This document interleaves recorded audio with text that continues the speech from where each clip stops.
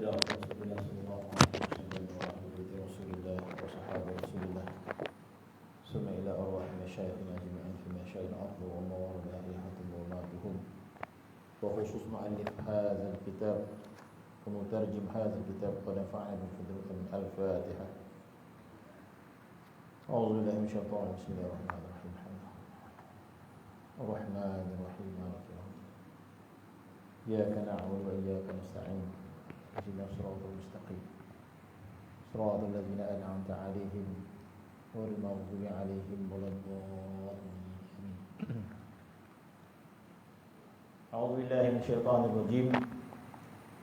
بسم الله الرحمن الرحيم. الحمد لله رب العالمين والصلاة والسلام على أشرف الأنبياء والمرسلين سيدنا محمد وعلى آله وصحبه أجمعين.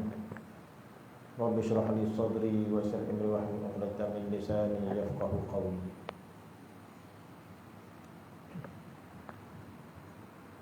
Sambungan kitab Hikam Abi Madian ke surat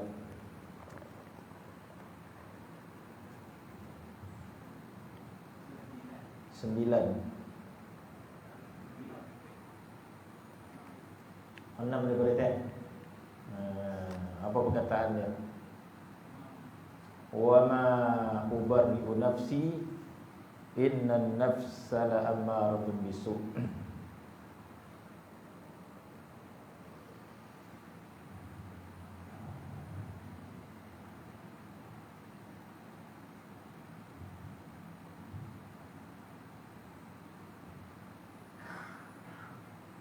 Iaitu sambungan daripada kata-kata sebelum ini yang mengatakan bahawasanya barang siapa tahqiq dengan maqam ubudiyah maka menilai akan amalnya itu ain riya dan halnya itu ain dakwah dan perkataannya itu ain iftira. Yakni adalah 3 alamat ini menunjukkan orang yang bersifat dengan dia, orang itu sudah sebenar-benar ubudiyahnya, yaitu huraian daripada maksud kepahaman yang diberikan oleh Al-Imam Sidi Abi Madian dalam kitab ini, yaitu berkenaan dengan ubudiyah kepada Allah Subhanahu wa taala. Jadi hubungan hamba itu dengan Allah Subhanahu wa taala adalah hubungan ubudiyah. Jadi tanpa ilmu, tanpa kita memahami maksud ubudiyah, maka kita melakukan ketaatan di dunia ini tanpa ilmu. Kita melakukan ketaatan tanpa ilmu. Sebab itu ilmu adalah perkara yang penting dalam agama. Sebab diperintahkan kita untuk taat kepada Allah Subhanahu wa taala secara ubudiyah. Jadi kita perlu menunjukkan ubudiyah kita kepada Allah Subhanahu wa taala. Tanpa ubudiyah kita kepada Allah Subhanahu wa taala, maka tidak sempurna taat kita kepada Allah Subhanahu wa taala. Maka untuk memahami ubudiyah memerlukan ilmu, memerlukan kepahaman. Kalau kita terjemahkan makna ubudiyah adalah kehambaan. Ubudiyah kalau diterjemahkan bermaksud kehambaan. Jadi Allah Subhanahu wa taala menginginkan kita ini menunjukkan kehambaan pada dia. Jadi bukan sekadar Allah Subhanahu wa taala perintahkan kita, mungkin saja kepahaman kita terhadap perintah Allah itu kita melakukan apa yang Allah taala perintahkan, maka selesai. Kita mungkin memahamkan bahawa bagaimana untuk taat pada Allah Subhanahu wa taala, kita melaksanakan segala perintah Allah taala, selesai. Jadi kita solat, kita puasa, kita haji, kita zakat, dan kita meninggalkan larangan Allah, kita rasa selesailah. Tetapi bila kita melihat mana ubudiyah itu tidak selesai sekadar kita melaksanakan perintah yang wajib daripada Allah Subhanahu wa taala. Bermaksud belum tentu lagi kita telah mencapai derajat ubudiyah kepada Allah Subhanahu wa taala walaupun kita telah melaksanakan perintah solat, puasa, haji. Nak terima, tak nak terima pokok di situlah. Dah. Bermaksud perlu kita memahami sebegitu. Jika tidak, maka kita akan dipandang hina oleh Allah Subhanahu wa taala pada hari akhirat nanti, ataupun ada kecacatan. Taat kita di dunia ini ada kecacatan dia. Bagi orang yang memandang penting bahawa hidup di dunia ini adalah untuk kita menunjukkan ketaatan yang sempurna pada Allah Subhanahu wa taala. Sekiranya kita ada keinginan itu, kalau tak ada itu terdapat nak ubah nak abang. Memang dia tak hendak untuk menunjukkan taat pada Allah Taala itu. Tak boleh kita nak bicara apa. Macam orang pergi sekolah lah, dia tak hendak berjaya, tak dapat nak bayar. Dia sendiri tak hendak. Payah. Puailah cikgu mengajar. Rupa-rupanya bila sesi kaunseling, saya bukan hendak nak belajar. Dia tak hendak. Kau tak hendak, kau skor 10A. Tak hendak. Memang dia tak habis cerita lah. Yang kita pilih orang yang dah tapi tak dapat. Macam mana cara nak dapat A, cikgu? Payah. Itu boleh kita tolong. Sebab dia keinginan untuk berjaya. Begitu juga kejayaan kita untuk taat kepada Allah Subhanahu wa taala. Ya, kita terangkan bagi orang yang ingin mencapai kesempurnaan taat. Kita bagi tahu.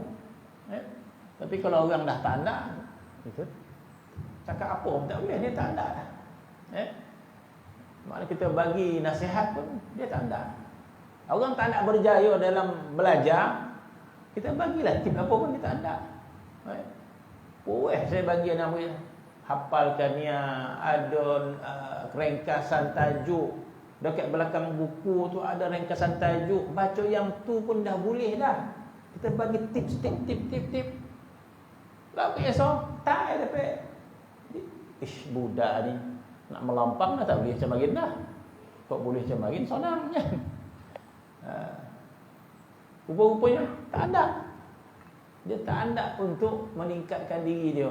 Tak kita dapat dah. Kita dah pergi tolong lah ni. Dia ada soalan latihan, ada jawapan. Tengoklah, bacalah, buatlah latihan. Itu sekiranya dia ingin meningkat. Tak ada. Rupa memang dia tak hendak. Saya cakap ni jadilah, kata dia. Saya pun mak ayah yang suruh pergi ni. Saya kan dah nak belajar. Habis. Dia tak hendak pun. Itu. Begitu juga kita sebagai hamba Allah Subhanahu wa taala, kalau kita ada keinginan untuk menjadi sempurna, kita belajar. Kita mencari. Tapi kalau tak ada keinginan, itu payahlah. Maka kita mempersoalkan tentang kesempurnaan taat pada Allah Subhanahu wa taala itu bukan sekadar kita melaksanakan perintah Allah Subhanahu wa taala, tetapi kesempurnaan itu adalah ubudiyah. Ubudiyah pada taat itu. Ubudiyah kepada ketaatan itu. Bermaksud bukan sekadar kita solat, tapi ada ubudiyah pada perintah solat itu. Jadi apa maksud ubudiyah? Ubudiyah bermaksud kehambaan. Kehambaan kepada Allah Subhanahu wa taala. Apa maksud kehambaan? Maka ulama memberi hurai, maksud kehambaan kita redha dan terima perintah Allah Subhanahu wa taala. Kita redha dan terima larangan Allah Subhanahu wa taala. Bermaksud kita menundukkan hati kita di hadapan perintah Allah Subhanahu wa taala. Maka kita melaksanakan perintah Allah itu dengan penuh kehambaan. Bukan bantahan. Bukan bantahan. Mana kalau ada bantahan di pedalaman kita, maka itu menafikan kehambaan kita kepada Allah Subhanahu Wa Taala. Apalah pula Tuhan perintahkan macam ni, latih bona pula dan buat. Mana kita bantah dalaman kita terhadap perintah wajib Allah Subhanahu. Kita buat perintah itu, tapi dalaman yang kita membantah. Allah Subhanahu Wa Taala mengetahui apa yang ada dalam hati kita. Jadi kita melaksanakan perintah Allah dengan bantah. Anak kita suruh dia basuh pinggan, kita basuh dia basuh baju, kita suruh dia mengambil rumah. Balik kan habis dia buat Tapi bila kita perhati, merungut dia kat sana. Merungut, moncong-moncong mulut dia basuh pinggan. Jadi maksud dia tidak ada dia tidak terima. Dia tidak menerima perintah itu sebenarnya. Dia buat. Bersih. Kalau mak ayah tak kira dan berilah apa yang penting bersih. Kemudian lantak apalah. Jadi kita mementingkan zahir saja kan. Mak ayah suruh buat ni. Kalau tak buat kan siap. Kono kan kata mak. Dia buat juga. Sempurna. Jadi mak ayah tu, apa tu? Adik ke apa? Mungut dia. Biar lantak gitu. Yang penting bersih. Jadi kita melihat zahir saja. Yang penting dia melaksanakan perintah, selesai. Tetapi Allah Subhanahu Wa Taala tidak sebegitu. Allah Subhanahu Wa Taala bukan sekadar mungut pun kau buat solat. Mungut pun kau puasa. Mungut pun kau bersedekah. Selesai. Bagi Allah Subhanahu Wa Taala memerhatikan ketaatan kita itu dengan ubudiyah atau tidak. Berbeza kita kata. Jadi kalau kita membantah, sekecil mana pun bantahan, tetap bantah. Kita membantah Allah Subhanahu Wa Taala, maka menafikan ubudiyah. Ubudiyah bermaksud kita redha, kita terima. Sebab apa? Sebab kita hamba. Hamba yang tidak layak untuk protes kepada Tuhannya. Itulah kehambaan. Masuk kehambaan adalah tidak layak untuk kita protes Allah Subhanahu Wa Taala. Kalau ada soalan kenapa, itu bukan kehambaan nama dia. Itu adalah sifat nafsu itu. Bila ada kita kenapa kepada Allah Subhanahu Wa Taala, itu adalah nafsu yang jahat yang ada pada diri kita. Adapun diri kita, ruh yang asal itu sifatnya tunduk kepada Allah Subhanahu Wa Taala. Ruh yang asal itu tunduk pada Allah Subhanahu Wa Taala. Kenapa roh yang asal itu tunduk kepada Allah Subhanahu Wa Taala? Sebab dia mencintai Allah Subhanahu Wa Taala. Kata ulama, seseorang yang kita cintai, kita memperhambakan diri kepada orang yang kita cintai. Anta abdun fima, apa kata ketika itu, engkau menjadi hamba kepada orang yang engkau cintai. Semakin kuat kita mencintai seseorang, kita seolah macam memperhambakan diri kita kepada dia. Itu istilah dia. Atuk sayang betul kat cucu. Apa jadi ikut saja kehendak cucu tadi. Sebab bila dah kita cinta kepada seorang, kita menyerahkan segala kepada orang yang dicintai. Jadi roh itu sifat dia mencintai Allah Subhanahu Wa Taala, tidak ada bantahan. Yang ada bantahan adalah nafsu. Nafsu yang membantah, nafsu yang menentang Allah Subhanahu Wa Taala dan sebagainya. Maka ada bantahan kepada Allah Subhanahu Wa Taala.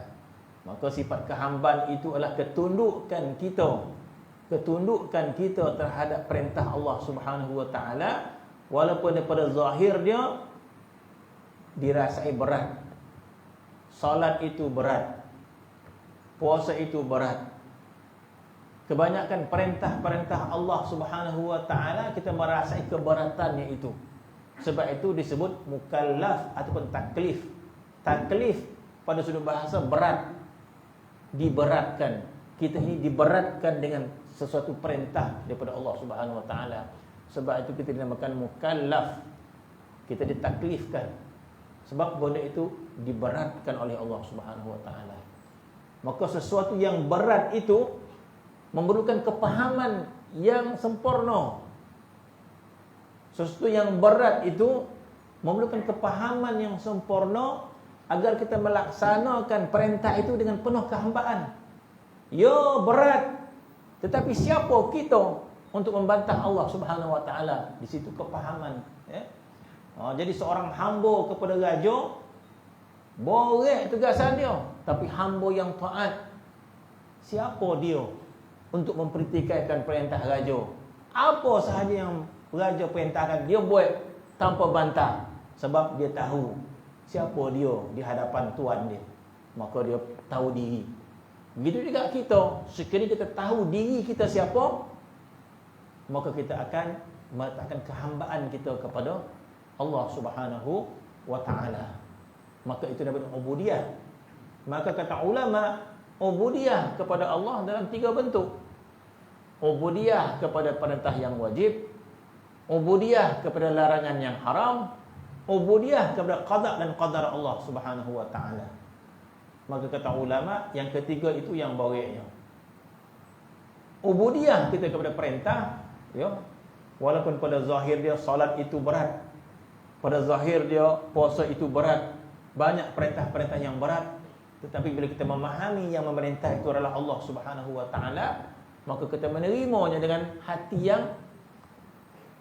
yang redha.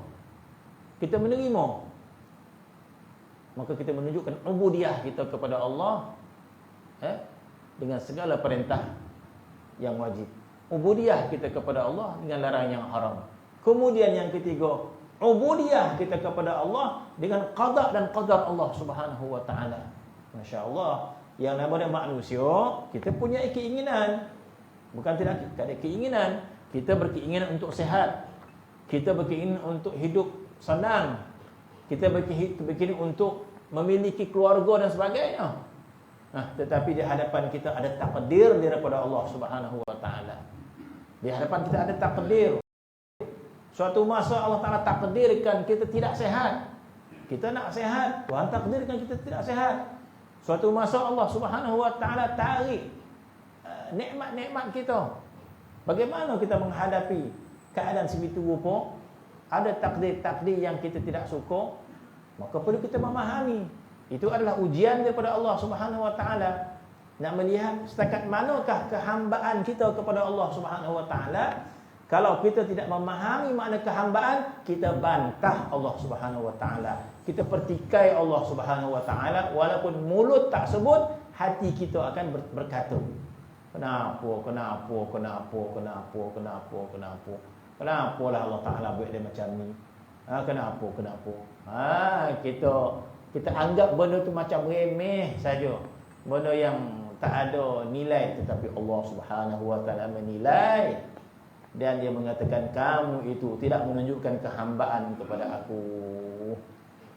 Kamu itu membantah, kamu tidak menunjukkan kehambaan kepada aku. Jadi gagal kita untuk menunjukkan kehambaan kepada Allah Subhanahu wa taala. Allah Subhanahu wa taala sekadar ingin menguji kita sahaja, ingin menguji keimanan kita sahaja. Maka diuji oleh Allah Subhanahu wa taala dengan pelbagai takdir-takdir yang kita tidak suka.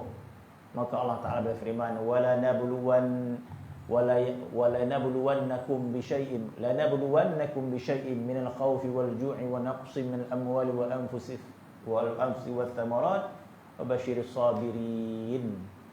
Kami akan puji kamu dengan sedikit daripada ketakutan. Wala nabluwannakum bisyai'in minal khawfi, sedikit daripada ketakutan, wal ju'i dengan kelaparan, wa naqsim minal amwali wal anfusi, dan dikurangkan harta dan dikurangkan orang-orang yang kita sayangi. Wa basyiris sabirin, dan berilah kabar gembira kepada orang yang sabar. Orang yang sabar ini adalah sempadan, kita kata. Batu sempadan ni adalah sabar. Sabar tu batu sempadan. Bermaksud sabar, kita tidak menyukai situasi yang berlaku, tapi kita tidak membantah kepada Allah Ta'ala. Kita menahan kesusahan itu. Nama dia sabar. Kita menahan kesabaran itu. Tetapi kalau kita memahami lebih dalam lagi, maka kita redha pada ketentuan Allah Subhanahu wa taala, kita telah menunjukkan kehambaan yang lebih sempurna, sehingga kita redha pada qada dan qadar Allah Subhanahu wa taala. Maka ini nama dia kehambaan ataupun nama ubudiyah kepada Allah Subhanahu wa taala. Kita tunjukkan ubudiyah kita kepada Allah Subhanahu wa taala dalam tempoh yang tak lama mana pun. Bahkan Allah Subhanahu wa taala memberi peluang kepada kita untuk menunjukkan ubudiyah kita kepada Allah, walaupun kita dah habiskan usia kita 50 tahun, 60 tahun, tinggal 5 tahun di umur kita. Maka ada peluang lagi. Sekiranya sebelum ini usia kita telah kita tunjukkan tidak ada ubudiyah ataupun tidak sempurna ubudiyah kepada Allah, tinggal 10 tahun lagi kita menunjukkan ubudiyah kepada Allah, maka kita berjaya menunjukkan ubudiyah kita kepada Allah Subhanahu wa taala. Hatta tak lama pun dah habis usia kita sebelum ini, kita bantah, kita bangkang, kita pertikai Allah Subhanahu wa taala. Lama-lama kita memahami keadaan sebenar-sebenar diri kita, kita menunjukkan ubudiyah kepada Allah Subhanahu wa taala pada saat-saat akhir usia kita, maka dikira kita telah berjaya menunjukkan ubudiyah kita kepada Allah Subhanahu wa taala. Bahkan hatta sekiranya kita hidup dalam tempoh 100 tahun pun di dunia, kita menunjukkan ubudiyah selama 100 tahun. Ubudiyah kita kepada Allah Subhanahu wa taala itu tidak ada apa makna masa tersebut. 100 tahun itu tidak ada maknanya dibandingkan dengan masa yang lama Allah Subhanahu wa taala akan membalas segala kebaikan kita. Sebab balasan Allah kepada kita bukan bandingan ratusan tahun, ribuan tahun, jutaan tahun. Sebab balasan baik Allah Ta'ala kepada kita, khalidina fiha abada. Kamu akan kekal selama-lamanya dalam balasan baik daripada Allah Subhanahu wa taala. Jadi apa kita kata? Apalah nilai beberapa masa yang sisa-sisa hidup kita untuk usahakan untuk menunjukkan ubudiyah kepada Allah Subhanahu wa taala, dan kita perlu meyakini dan perlu kita mengetahui bahawa dunia ini tempat ujian Allah Subhanahu wa taala untuk memandang diri kita ini, bagaimana kita menunjukkan ubudiyah kita kepada Allah Subhanahu wa taala. Ini untuk ahli taat, kita kata ahli taat. Jadi ahli maksiat dia bertukuh lumus untuk memerang diri dia, nak taat atau tidak, nak taat atau tidak. Berperang dalam diri mereka, nak solat atau tidak, qajab tak solat, banyak tak solat, qajab solat, puasa tinggal. Mereka ini berperang dalam diri mereka itu untuk taat atau tidak. Adapun masalah ubudiyah ini kita menceritakan kepada ahli taat, orang yang menjaga solat, orang yang menjaga ibadat-ibadat yang lain, untuk kita beri faham apakah makna ubudiyah kepada Allah Subhanahu wa taala, yakni kita melakukan ketaatan Allah Ta'ala itu dengan penuh ketundukan pada Allah Subhanahu wa ta'ala. Dan ditambah yang ketiga, ubudiyah kita kepada Allah Subhanahu wa ta'ala dengan qada qadar Allah Subhanahu wa ta'ala. Qada qadar itu ada yang baik, ada yang tak baik pada pandangan kita. Tetapi hakikat dia kata ulama, semua baik. Pada hakikat dia yang datang daripada Allah, semua baik. Hanya pada pandangan kita sahaja, qada dan qadar itu ada yang baik. Sehat itu baik. Bila tak sehat, pandang kita itu adalah qada yang syar, kita kata. Yang sehat itu khair, yang baik. Bila dapat harta, bagi kita itulah takdir yang khair. Bila Allah Ta'ala tarik harta kita, itu takdir yang syar, yang buruk bagi pandang kita. Sebab itu Nabi menyebut hadis dia, amantu bil qadri khairihi wa syarrihi, hulwihi wa murrihi. Ada satu hadis musalsal, Nabi menyebut hadis tersebut, amantu bil qadri, aku beriman dengan qadar Allah, takdir Allah Subhanahu wa taala, khairihi wa syarrihi, yang baik dan yang buruk, hulwihi wa murrihi, yang manis dan yang pahit. Itu masalah iman kita kata. Kita percaya takdir Allah Subhanahu wa taala. Itu kepercayaan kita kepada takdir itu tak boleh ditolak. Bila ditolak, gugur iman kita. Sebab rukun iman yang ujung itu percaya kepada qada dan qadar. Itu dalam bab iman kita kata. Ini dalam bab bagaimana kita berakhlak dengan takdir itu. Bagaimana cara berakhlak dengan takdir? Iaitu ubudiyah, kehambaan kita kepada qada dan qadar Allah Subhanahu wa taala. Tunduk kita, pasrah kita, terima kita kepada qada dan qadar Allah Subhanahu wa taala. Allah Subhanahu wa taala memberikan kepahaman kepada kita bahawa satu masa Allah taala takdirkan kita dengan takdir yang kita tidak suka, tapi kita pasrah kepada Allah Subhanahu wa taala, kita menundukkan hati kita kepada Allah. Allah Subhanahu wa taala ingin melihat kehambaan kita kepada Dia. Bukanlah Allah Subhanahu wa taala nak menyeksa kita. Bukanlah Allah Subhanahu wa taala nak menghina kita. Tidak. Itu adalah ujian daripada Allah Subhanahu wa taala. Kehambaan kita kepada Allah, itulah kemuliaan sebenarnya. Allah Subhanahu wa taala sekadar menguji kita. Kejayaan kita adalah kita menunjukkan kehambaan kita kepada Allah Subhanahu wa taala. Kejayaan kita bukan sesuatu nikmat yang Tuhan beri kepada kita. Bukan itu maksud kejayaan. Kejayaan bukan Allah Subhanahu berikan kita kesihatan sampai mati. Kejayaan bukan Allah Subhanahu berikan kita nikmat sampai mati. Tidak. Kejayaan kita adalah bagaimana kita menunjukkan kehambaan kita kepada Allah Subhanahu wa taala. Maka itu yang dinamakan ubudiyah yang diperkatakan oleh para ulama kita. Maka ada perbincangan yang lain lagi para ulama, iaitu makna ubudiyah. Makna ubudiyah adalah ketundukan kita kepada Allah Subhanahu wa taala. Kemudian ulama menulis, kalau sebegitu bagaimanakah rasa-rasanya kita ini ada sifat ubudiyah kepada Allah Subhanahu wa taala? Betulkah kita mempunyai sifat ubudiyah kepada Allah Subhanahu wa taala? Maka kata Al-Imam Sidi Abi Madian, orang yang benar-benar mempunyai sifat ubudiyah itu ada tanda, katanya. Ada petanda. Tadi kita dah berbicara makna ubudiyah adalah ketundukan hati kita terhadap perintah Allah, ketundukan hati kita terhadap larangan Allah, ketundukan hati kita terhadap qada dan qadar Allah Subhanahu wa taala.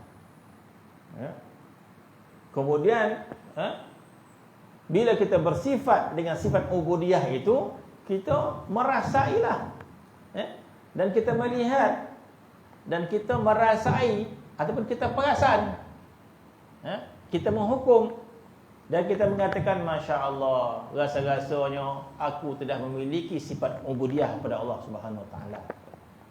Jadi soalan, betulkah kita telah benar-benar memiliki sifat ubudiyah itu? Yang mana sifat ubudiyah ini adalah kemuliaan seorang hamba di sisi Allah di akhirat nanti. Semakin tinggi ubudiyahnya, semakin tinggi kemuliaannya di sisi Allah Subhanahu wa taala. Apakah petanda ada sifatnya ubudiyah kepada diri kita?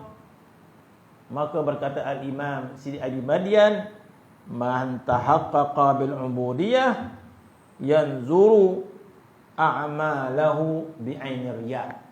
Begitu pula rupa-rupanya. Barang siapa tahqiq, bermaksud barang siapa benar-benar telah mempunyai sifat ubudiyah itu, di antara tandanya menelek pada amal ainur riya. Bermaksud dia sentiasa melihat diri dia sifat kekurangan. Bukan dia perasan dia orang yang hebat, kata sebab dia. Kalau tahqiq ubudiyah seseorang kepada Allah, sentiasa dia melihat amal dia, Masya Allah, solat aku ada riya, sedekah aku ada riya. Sentiasa dia membimbangi amal dia dipenuhi dengan riya. Dalam arti kata lain, dia rasa amal dia boleh bersih, hati dia boleh bersih, hati dia masih ada riya. Begitu pula.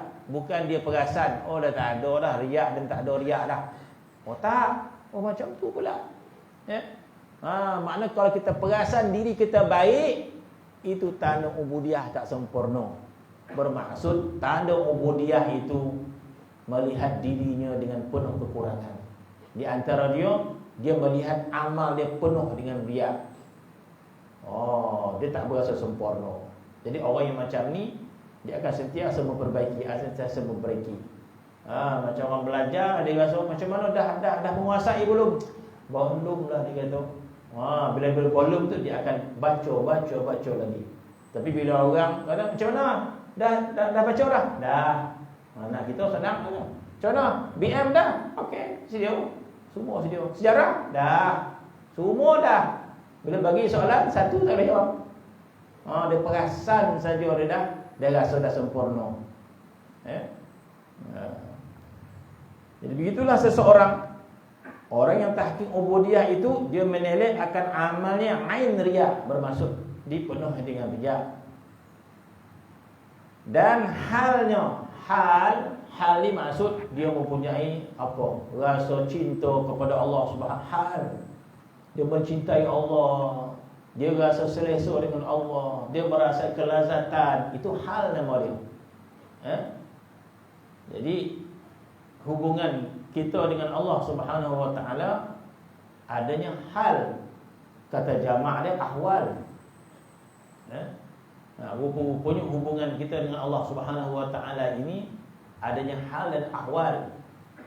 Terkadang sebahagian daripada kita tidak mempedulikan ahwal ini. Yang penting dia buat kerja, dia buat kerja, sembahyang sudah, puasa sudah, semua sudah. Apakah hal kamu dengan Allah? Tak ada, dan peduli dah. Yang penting sembahyang dah. Apa hal kamu dengan Allah? Tak penting. Itu yang selalu saya sebut, keadaan isteri dengan suami. Jadi isteri dah tahu dah, bila jadi isteri, kalau basuh baju, kalau bagi makan lelaki Lepas tu Amat kata kau tengok lelaki ke tu suka apa? Dia suka ikan sungai kau sana. Satu dia buat. Jadi bila dah berkahwin, semua pun dah dia buat. Semua dah selesai. Apakah hal perasaan kamu dengan suami kamu? Tak ada peduli lah. Yang penting semua dah buat. Dah buat kerja. Lepas tu buat apa? Main handphone lah. Main game. Contoh mana kata pasangan remaja zaman sekarang ni kan, dah copet kahwin tengah-tengah main game, tengah kahwin. Tengah lekor, suka main game, tiba-tiba kahwin, main game lagi lah. Jadi dia tidak mempedulikan perasaan dia kepada suami dia. Yang penting dah kerja basuh pinggan sudah, mengomel sudah, masak sudah, apa sudah. Laki pun dia nak yang tu. Makan kena ada, ni kena ada. Dah. Apakah perasaan kamu pada suamimu? Entah, tak penting. Jadi begitulah kita dengan Allah Subhanahu wa taala. Kita hanya memikirkan tugasan kita kepada Allah. Solatnya sudah, puasa sudah. Kita menyangka ini yang Allah Taala suka kepada kita, tanpa kita memikirkan apakah perasaan dua halau. Ada perasaan dua halau. Ya, ada perasaan dua halau. Daripada kita kepada Allah, daripada Allah Ta'ala kepada kita. Ada perasaan dua halau. Bukan sekadar kita melakukan perintah, Allah Ta'ala jumud. Jumud ni kaku. Apakah Allah Ta'ala ni kaku sebegitu? Tak. Mesti ada perasaan. Sebab itu Allah Subhanahu wa Ta'ala menyebut dalam Al-Quran, yang kita nama dah sahabat Nabi, dia antara orang yang paling taat kepada Allah Subhanahu wa taala, para sahabat. Tetapi para sahabat bukan sekadar taat, tetapi ada hal keadaannya dengan Allah Subhanahu wa taala. Apa hal keadaannya? Iaitu cinta. Bahkan cintanya para sahabat dengan Allah, cinta dan dicintai. Dua hal. Para sahabat mencintai Allah, Allah mencintai para sahabat.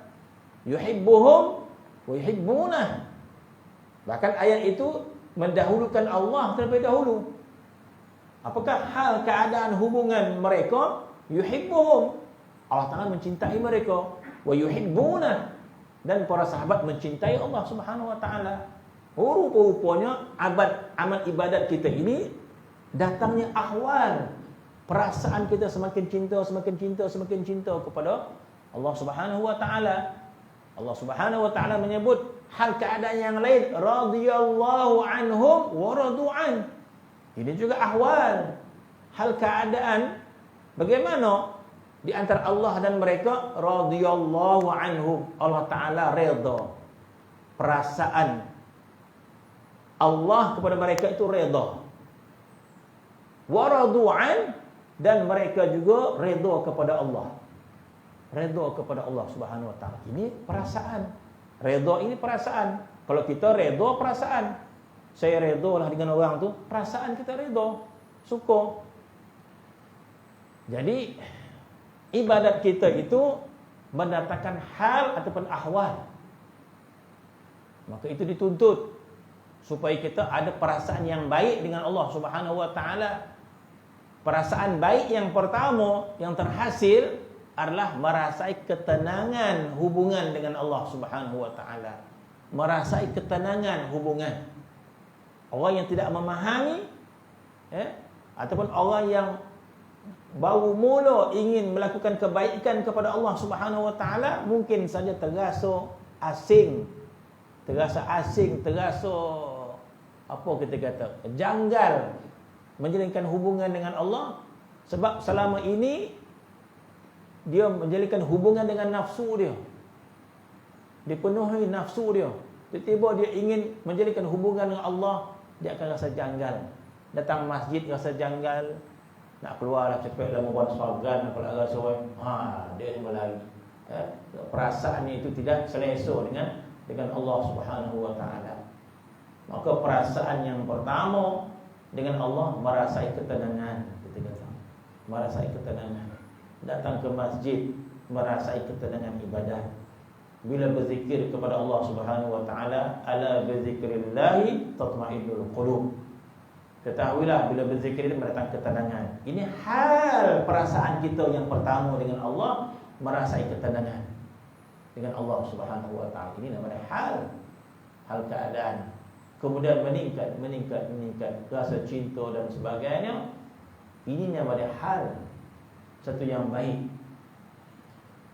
Tapi berbalik kepada ubudiyah kepada Allah Subhanahu wa taala, maka dikatakan di sini al-imam bila dia mendapat hal, dia bimbang bahawa hal yang dia dapat itu hanya pendakwaan dia sahaja.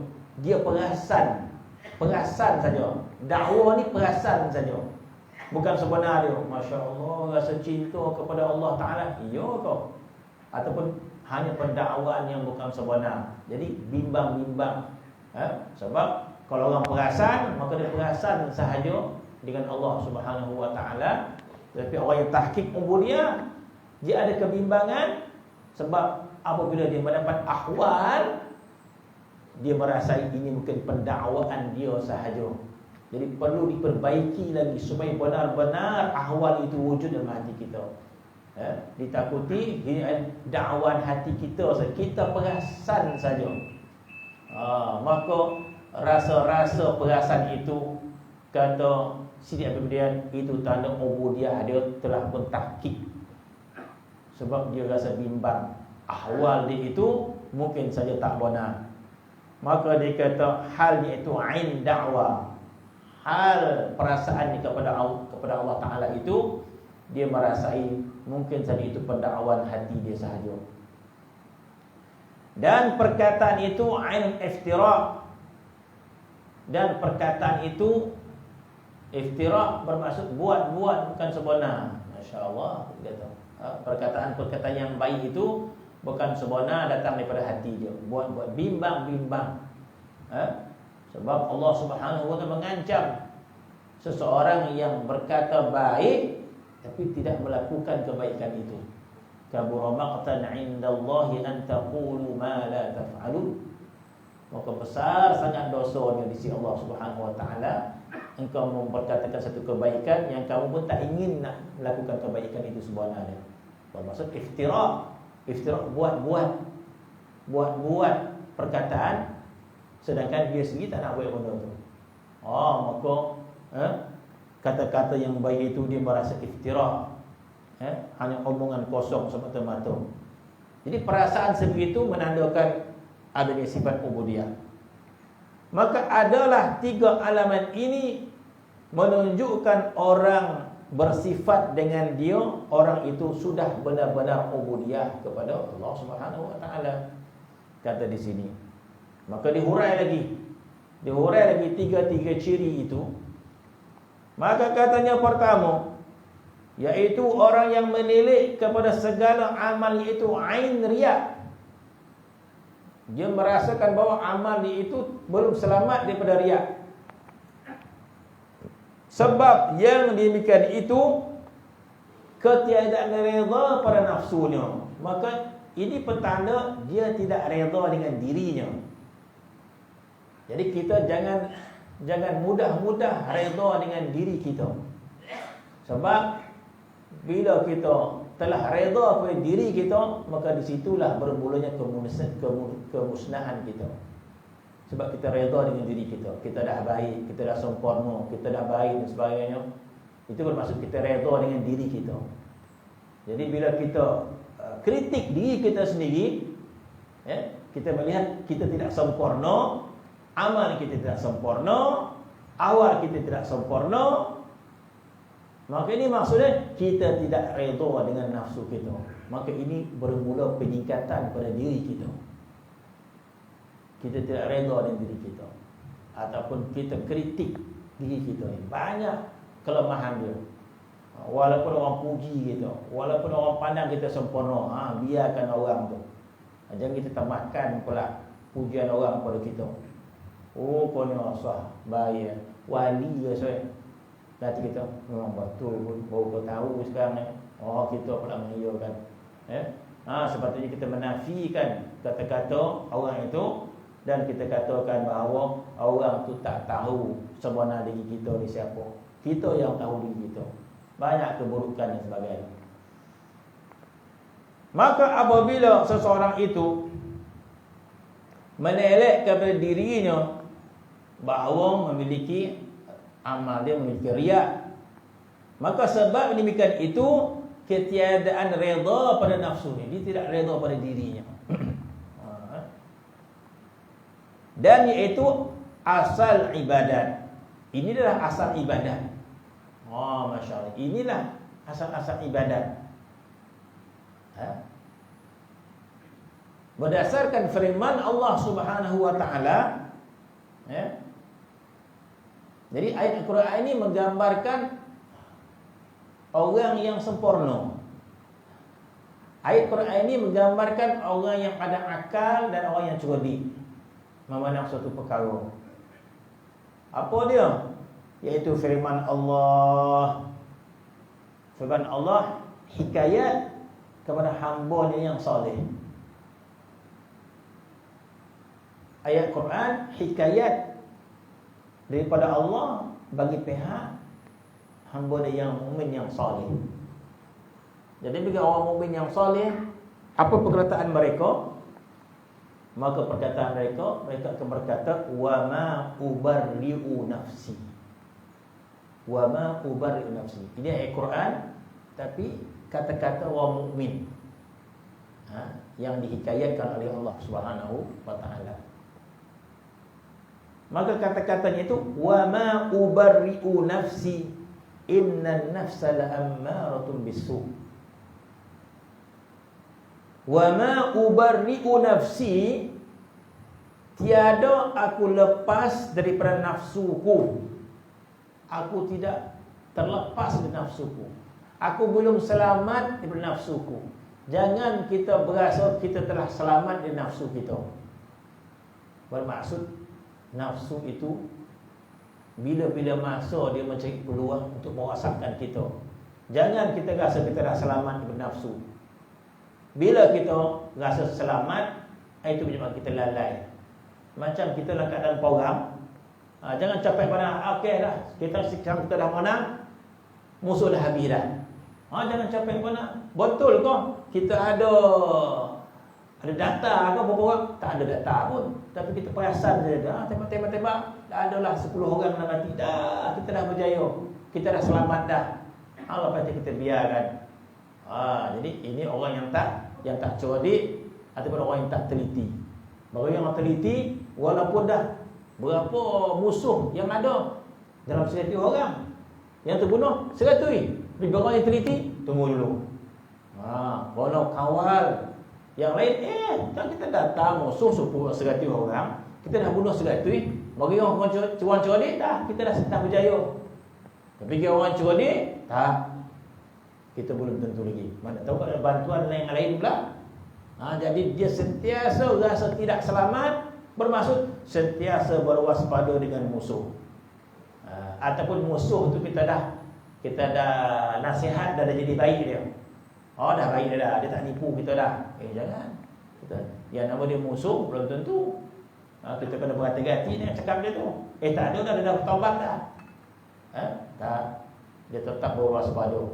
Begitulah nafsu yang ada pada diri kita. Maka Allah Subhanahu wa taala menyebut dalam Al-Quran, bagi orang yang mukmin itu, apa kata-kata mereka? Mereka berkata, wa ma ubarri'u nafsi. Ubarri' ni berlepas, terselamat, menang. Wa ma ubarri'u nafsi. Aku tidak boleh lepas daripada nafsuku. Belum lepas lagi daripada nafsu kita. Walaupun dah tunduk, Masya Allah, nafsu tunduk dia. Main ke masjid, ikut masjid. Sembahyang, ikut dia sembahyang. Baca Quran, ikut dia baca Quran. Aku dah mengawal nafsuku. Jangan, belum tentu lagi. Satu masa dia bongkar, malah lain berkejuan. Jadi dia nafsu ini lebih licik, kata ulama. Bahkan nafsu ini lebih licik daripada 70 ekor syaitan. Ulama mengatakan an-nafsu asyaddu min 70 syayatin. Hawa nafsu ini lebih licik, lebih jahat daripada 70 ekor syaitan. Syaitan itu lemah. Allah Subhanahu wa taala menyebut tentang syaitan. Allah Taala menyebut inna kaidash syaitani kana dha'ifa. Bila Allah Taala menyebut tentang kejahatan syaitan, apa yang Allah Taala sebut?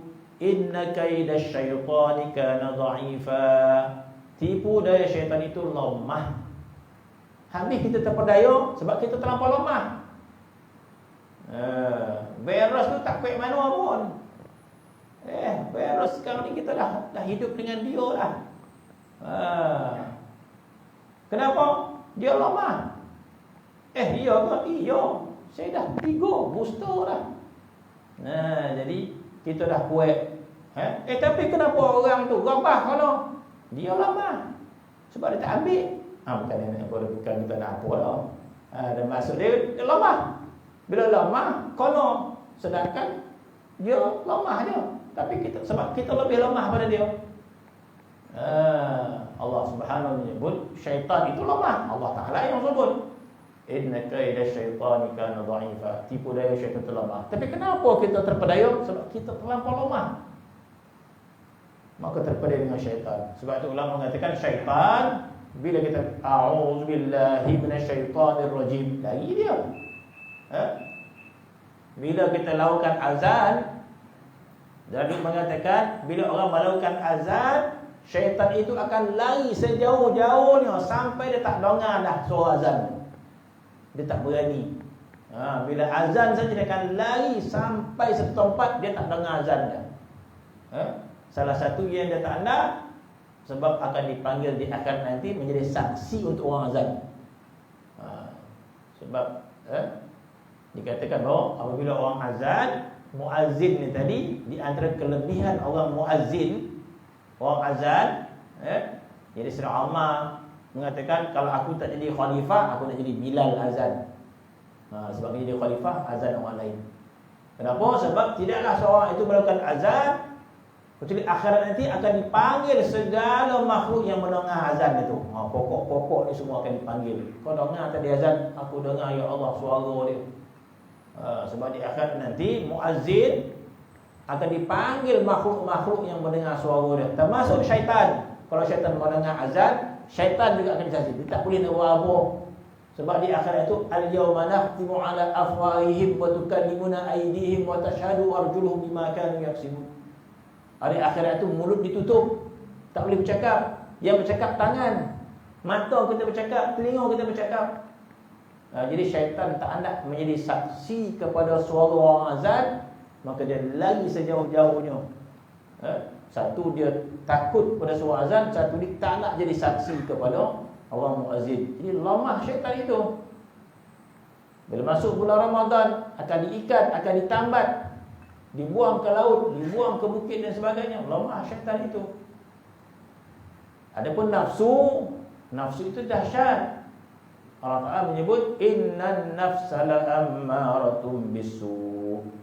Innan nafsa la'ammaratun bisu. Sesungguhnya nafsu itu bersangatan mengajak tuannya ke perkejahatan. La'ammaratun bisu, bersangatan kepada. Nafsu itu kita pakai kerusi tak keluar dia. Azan pun dia ontok dia tu. Tak lari nafsu tu dah. Nafsu bila bulan Ramadan tak lari dia dah. Sama situ je. Elok je 10 pinggan dah. Mulai bosan nafsu kan. Nafsu makan semua kan.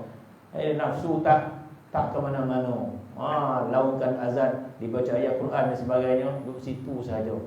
Jadi nafsu ini perlu mujahadah untuk mengekang dia. Maka kata-kata daripada Allah Subhanahu wa taala, wa ma ubarri'u nafsi, tiadalah aku lepas daripada diriku nafsuku, daripada keinginannya. Bahawasanya nafsu itu sungguh-sungguh sangat menyuruh dengan kejahatan.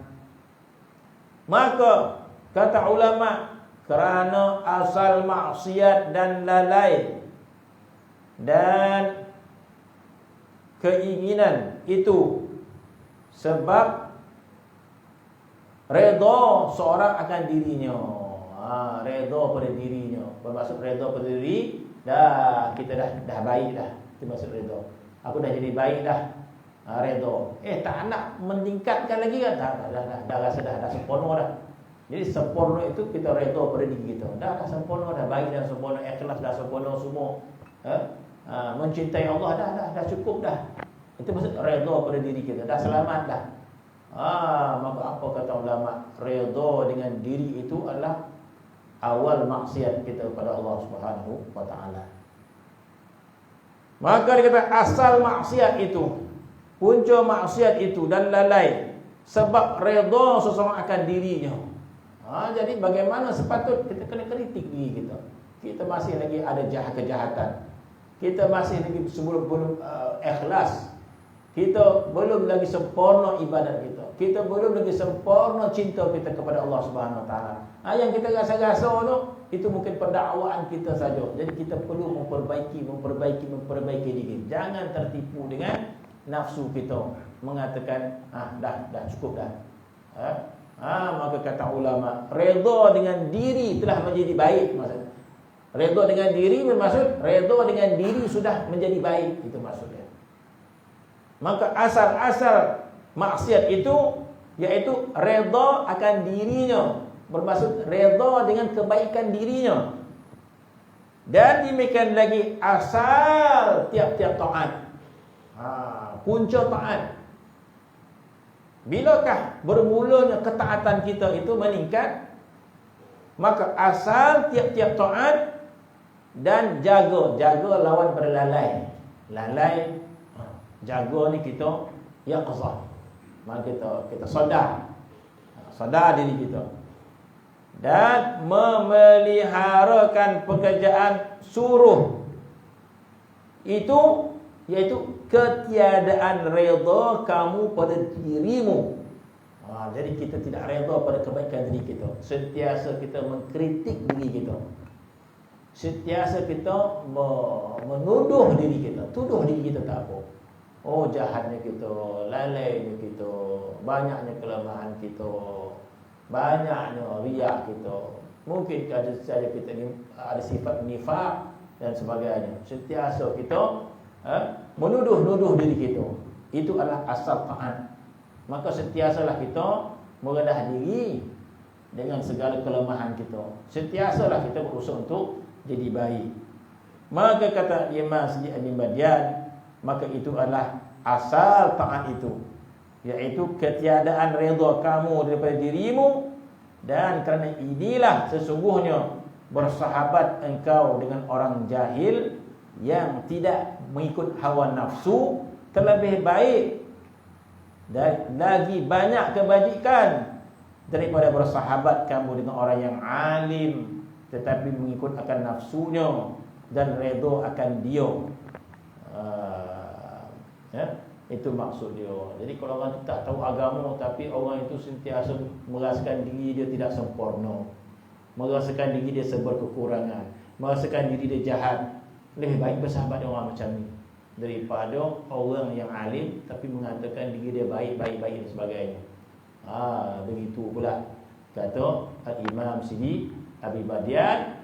Maka satu nasihat yang polik mungkin, nasihat yang untuk menyelamatkan diri kita agar tidak redha pada diri sendiri. Wallahu ta'ala alam. Bismillahirrahmanirrahim. Wassalatu wassalamu ala asyrafil nabiyyin wa ala alihi wasallam. Alhamdulillah.